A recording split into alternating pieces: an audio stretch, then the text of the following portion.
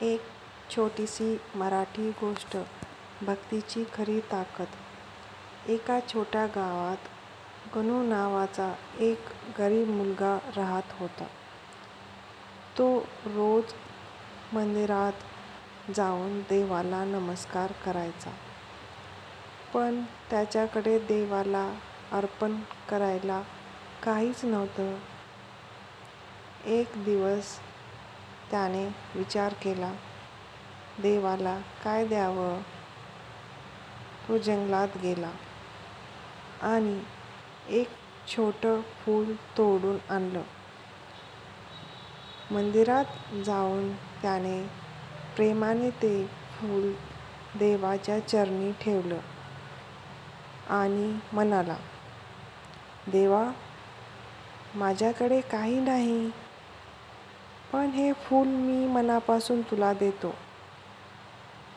तेवढ्यात मंदिरातील पुजारी त्याला म्हणाला, अरे, एवढंसं फूल देऊन देव कुठं खुश होणार नाही? मग गणू थोडा दुःखी झाला, पण तो रोज प्रेमाने देवाला नमस्कार करत राहिला. काही दिवसांनी गावात मोठा दुष्काळ पडला. लोकांनी खूप मोठे यज्ञ केले, पण पाऊस आलाच नाही. गणूने मात्र मनापासून देवाला प्रार्थना केली. त्या रात्री जोरदार पाऊस पडला. सगळे आश्चर्यचकित झाले.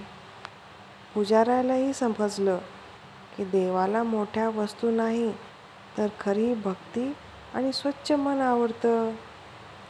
यातून बोध एकच, देवाला महाग वस्तू नाही, तर मनापासून केलेली भक्ती आवडते. फॉलो करा.